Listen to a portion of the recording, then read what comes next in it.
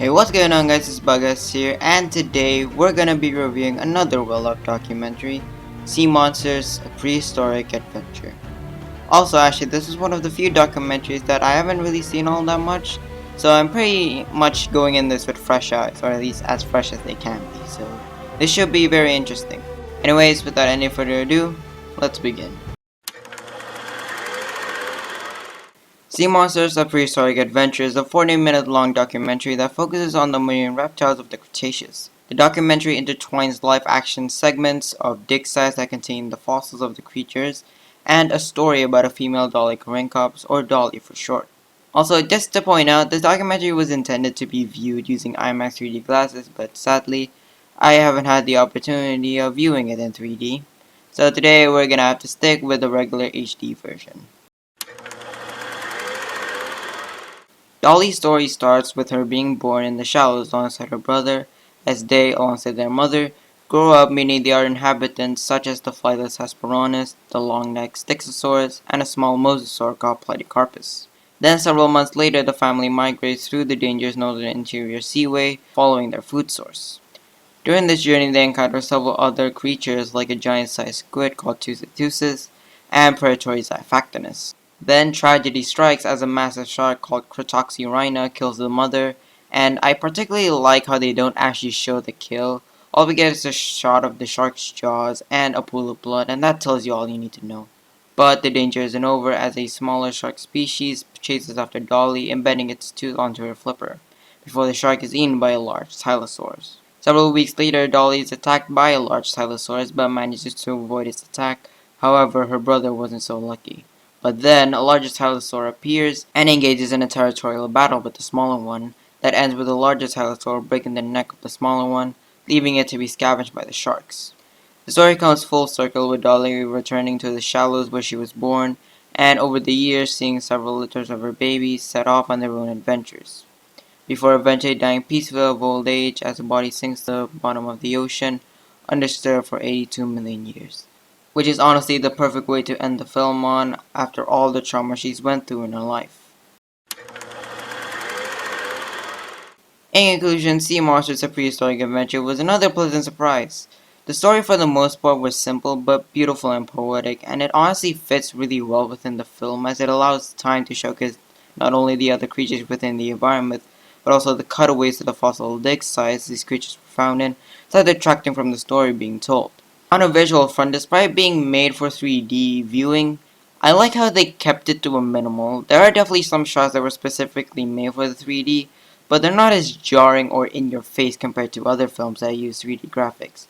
You know the ones I'm talking about. One other aspect that I didn't expect to become a major highlight for me is the music. For the most part, it gives a very peaceful and calm tone people normally associate with the ocean, but when the action ramps up, the music follows suit as the pace quickens and it feels more intense, and this creates not only a nice contrast but also sets the tone of the film as this beautiful yet tragic adventure. So if anything, this was a nice change of pace for me because after watching so many action-centric documentaries, seeing this was a breath of fresh air that I didn't know I needed, and for that, I thank it.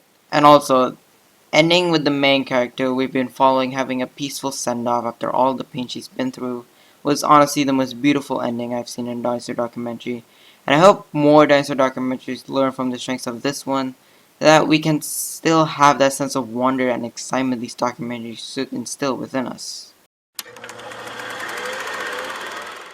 Alright, you know what time it is. Time to put this documentary on the tier list.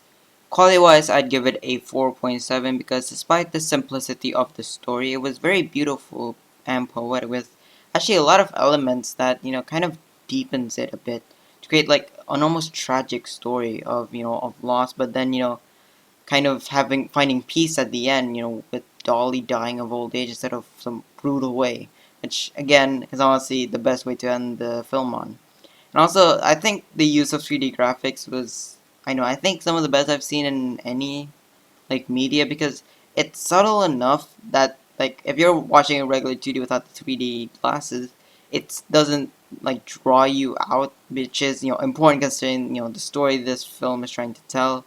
But, there, even at the parts where it's specifically made for 3D, it still looks actually really damn decent in 2D.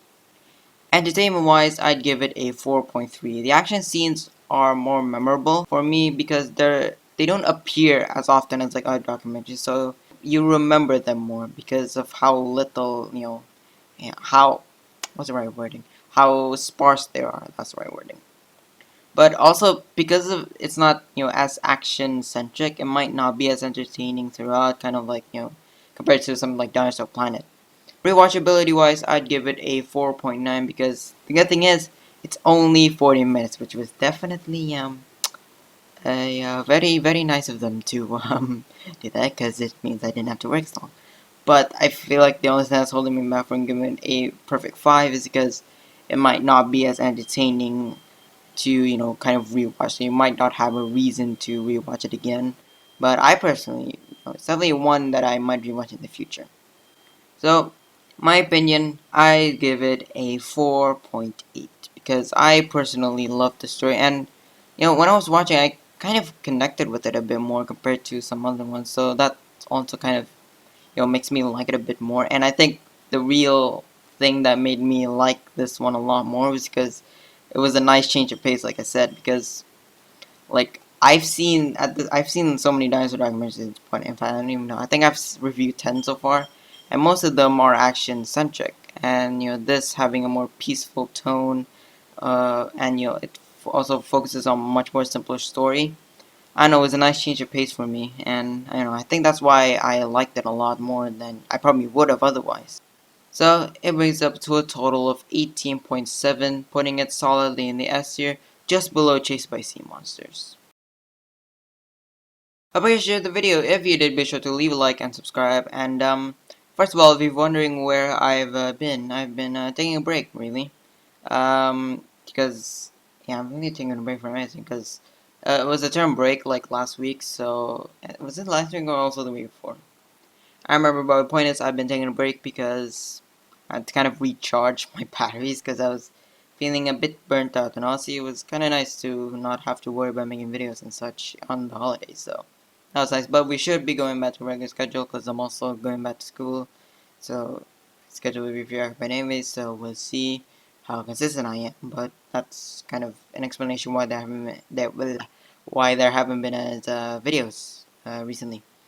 And actually, a funny story actually with this that I didn't know what to review. Like, I have several documentaries that I plan to review at some point, but like I didn't know which one I wanted to review first. And I'm actually kind of glad I chose this one because it was actually really nice just to watch a simple story that I also didn't have to work much on because it's only 40 minutes, so that lessens the going time and hopefully lessens the working time. So yeah, hopefully this one should come out on Wednesday, assuming everything goes to schedule. But if you know me, even despite these shorter ones, they still don't come don't come out on time because I usually procrastinate on them. But we'll see. Hopefully this one comes out on schedule. But yeah, I guess I'll see you in the next video. Bye.